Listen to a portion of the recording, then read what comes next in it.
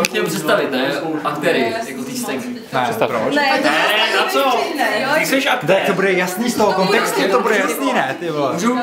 Takže já jsem objektivní student, tamhle to je paní pracovnice v knihovně. Zřejmě asi hodně V přechodu. Přechodu? Minimálně po přechodu možná už, tyvo. Dobře, takže nyní si nasvícíme jednotlivé fráze. Takže dobrý den.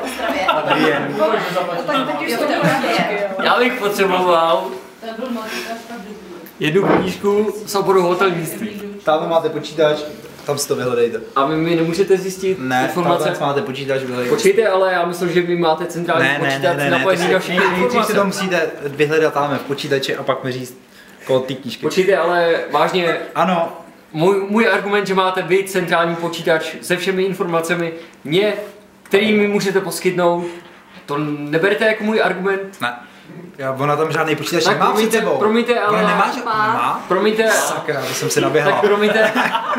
tak promiňte, ale já jdu za vedením školy a Ano, dojednat nápravu této situace.